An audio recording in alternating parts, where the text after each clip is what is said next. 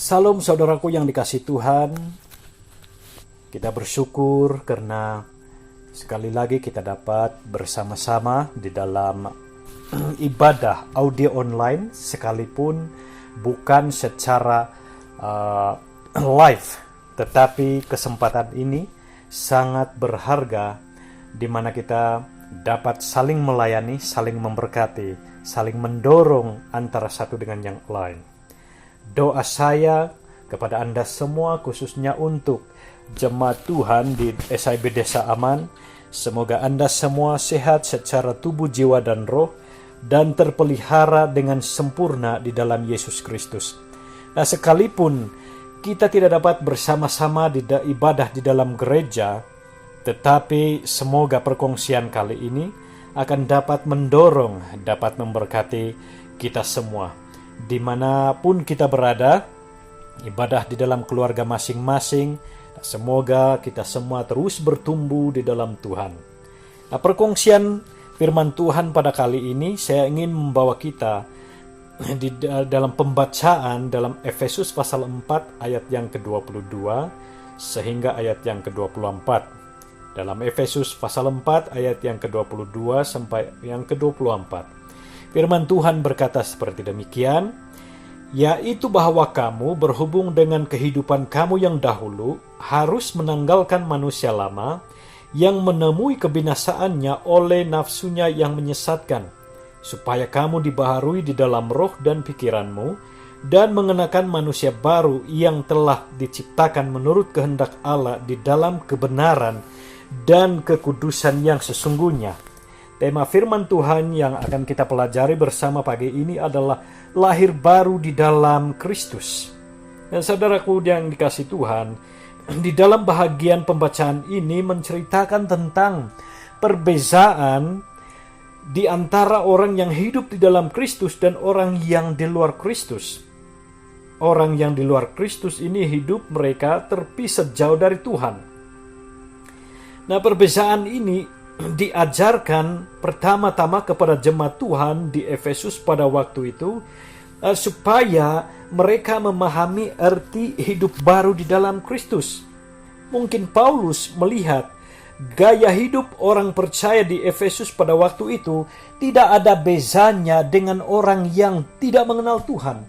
Sekalipun mereka sudah melayani, sekalipun mereka ini sudah sah menjadi orang Kristen, orang percaya, tetapi mungkin gaya hidup mereka itu tidak ada bezanya dengan orang yang di luar Kristus. Jadi saudaraku yang dikasihi Tuhan, kalau perbuatan mereka atau gaya hidup mereka itu diteruskan, artinya kekristenan mereka itu tidak ada artinya di hadapan Tuhan. Nah, di dalam bahagian pengajaran ini ditekankan di dalam ayat firman ini tentang perubahan hidup yang harus dilalui oleh orang-orang yang sudah menerima Yesus sebagai juru selamat hidup mereka secara pribadi. Yang kita sebagai murid Kristus harus memiliki kehidupan rohani yang berkualiti di hadapan Tuhan. Pengajaran ini juga seharusnya menjadi amalan hidup kita sebagai orang percaya, bahwa kita harus hidup kudus di hadapan Tuhan setiap saat. Di dalam firman ini adalah dorongan bagi kita supaya gaya hidup kita ini selaras dengan status kita sebagai murid Kristus. Kekristenan kita itu tidak cukup hanya setakat menjadi orang percaya dan memiliki sijil baptisan sah menjadi orang percaya, orang Kristen. Tetapi lebih daripada itu, kita harus bertumbuh dan berbuah dan menghasilkan buah yang tetap, buah yang kekal. Jadi di dalam pembelajaran kita pagi hari ini ada beberapa poin yang ingin saya kongsikan kepada kita bersama. Yang pertama, kita harus menanggalkan manusia lama. Di dalam ayat yang ke-22, yaitu bahwa kamu berhubung dengan kehidupan kamu yang dahulu harus menanggalkan manusia lama yang menemui kebinasaannya oleh nafsunya yang menyesatkan. Nah, di sini tuntutan firman Tuhan ini adalah harus menanggalkan manusia lama. Maksudnya menanggalkan di sini adalah membuka atau melepaskan. Tindakan yang perlu kita lakukan selepas kita menjadi orang percaya adalah kita harus menanggalkan manusia lama. Kita harus berubah. Kita perlu terus-menerus bertaubat. Bertaubat itu bukan hanya sekali, tetapi bertaubat adalah seumur hidup. Harus menghentikan, menanggalkan, maksudnya kita harus menghentikan perbuatan-perbuatan yang tidak baik, yang tidak berkenan di hadapan Tuhan. Sebab sekalipun kita sudah menjadi orang percaya, orang Kristen, tetapi jika kita masih memiliki manusia lama di dalam hidup kita, sifat kita itu masih manusia lama, akibatnya ialah kita akan menuju kebinasaan. Kekristenan tanpa perubahan dan pertumbuhan adalah suatu yang sia-sia. Di dalam ayat yang ke-23 mengatakan, supaya kamu dibaharui di dalam roh dan pikiranmu. Jadi saat ini kita sudah hidup baru di dalam Kristus, mari kita terus berubah. Panggilan hidup kita ialah harus menjadi serupa dengan Kristus di dalam kareta kita. Poin yang kedua di dalam pembelajaran kita pagi ini adalah melakukan pembaharuan atau perubahan. Di dalam ayat yang ke-23, supaya kamu dibaharui di dalam roh dan pikiranmu. Nah, setelah kita melepaskan cara hidup yang lama, barulah kita akan mengalami pembaharuan di dalam roh dan pikiran. Salah satu cara bagaimana kita mengalami pembaharuan ialah dengan ketaatan kepada firman Tuhan. Ada tugasan yang perlu kita lakukan. Kita harus mempelajari firman Tuhan setiap hari dan mentaati apa yang sudah kita pelajari. Maka kita akan mengalami pembaharuan secara roh dan pikiran. Alkitab adalah firman yang begitu berkuasa untuk menyelamatkan kita. Di mana firman ini begitu berkuasa untuk membawa perubahan. Di mana kalau setiap hari kita membaca, rajin mempelajari firman Tuhan itu siang dan malam, maka itu firman itu berkuasa untuk mengubah atau menghakis segala cara berpikir yang jahat, cara pemikiran yang kotor, dan segala rancangan-rancangan yang jahat yang ada di dalam pikiran kita. Dan perlahan-lahan kita diubahkan oleh kuasa firman Tuhan. Jadi caranya adalah kita harus mempelajari firman Tuhan dan mentaati apa yang sudah kita pelajari. Di dalam ayat yang ke-21 mengatakan, sebab itu buanglah segala sesuatu yang kotor dan kejahatan yang begitu banyak itu, dan terimalah dengan lemah lembut firman yang tertanam di dalam hatimu, yang berkuasa menyelamatkan jiwamu. Sejak semula Tuhan sudah memeteraikan kebenaran firman itu di dalam hati kita. Jadi saudara yang dikasihi Tuhan, firman itu berkuasa untuk menyelamatkan jiwa kita. Jadi mari kita terima kebenaran firman Tuhan di dalam hidup kita. Dan kita praktikkan, kita taati firman Tuhan, maka Dia akan menyelamatkan jiwa kita. Ada tugasan untuk kita sehingga dapat membuang segala kebiasaan yang jahat dan kotor.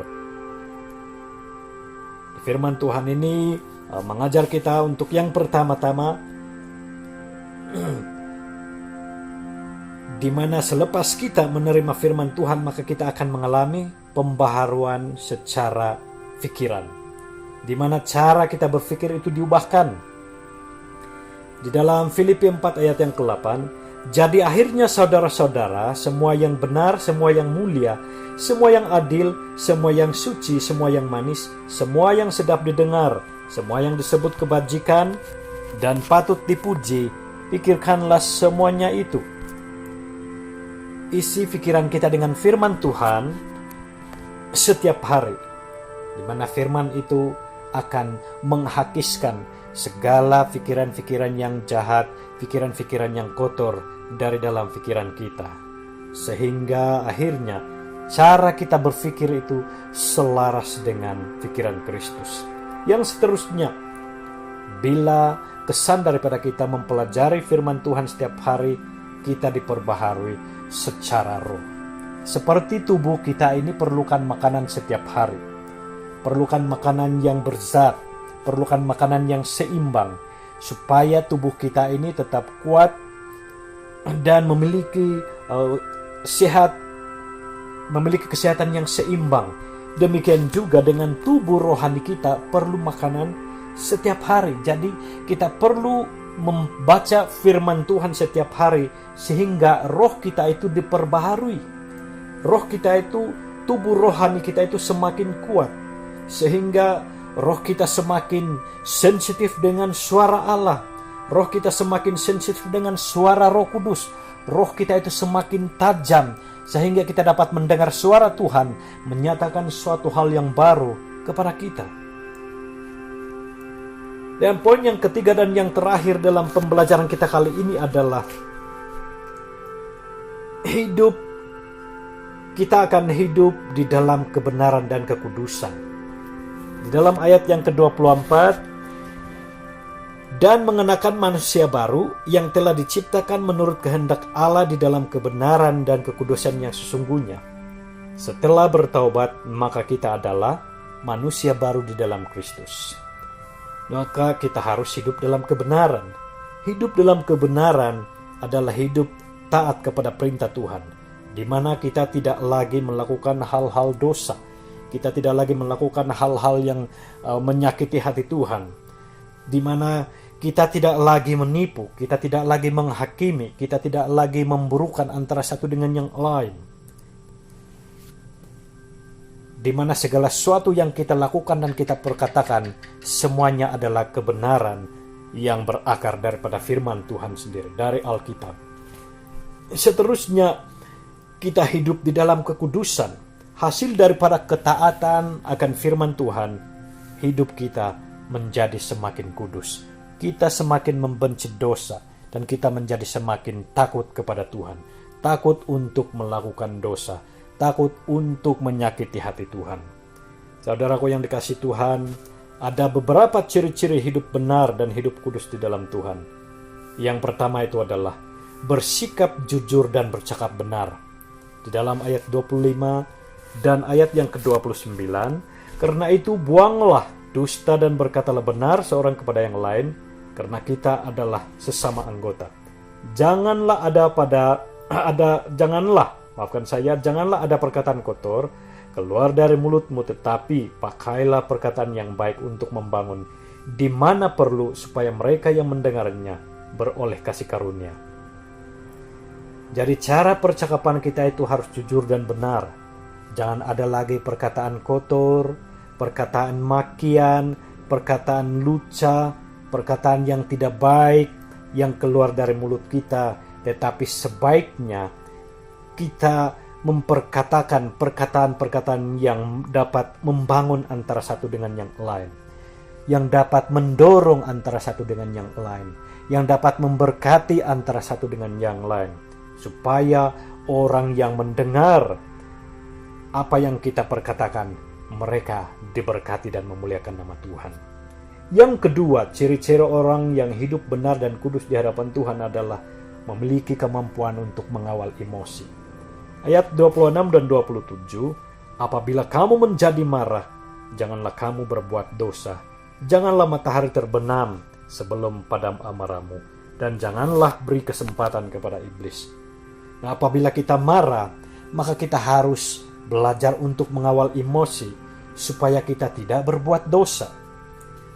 Contoh kemarahan yang tidak terkawal ialah kisah Kain dan Habel, di mana di sini di dalam ayat Kejadian pasal 4 ayat yang ke-8, kata Kain kepada Habel adiknya, marilah kita pergi ke padang. Nah, ketika mereka ada di padang, tiba-tiba Kain memukul Habel adiknya itu lalu membunuh dia.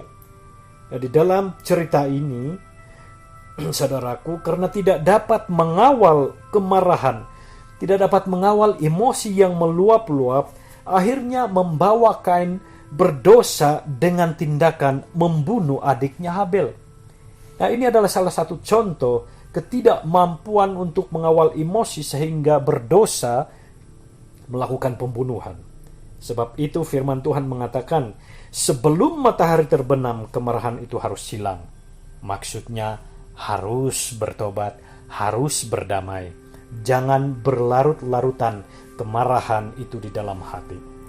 Sebab jika kepahitan kemarahan itu tersimpan sekian lama di dalam hati, maka iblis akan mengambil kesempatan untuk memenjarakan kita di dalam dosa, untuk membuat kita berdosa terus-menerus dengan menyimpan dendam dan kebencian di dalam hati. Tetapi firman Tuhan menegur kita supaya kita jangan menyimpan kemarahan, kita harus belajar mengawal emosi kita. Jadi saudara yang dikasih Tuhan, demikian perkongsian kita pada kali ini. Semoga Anda semua dapat diberkati, didorong melalui kebenaran firman Tuhan ini.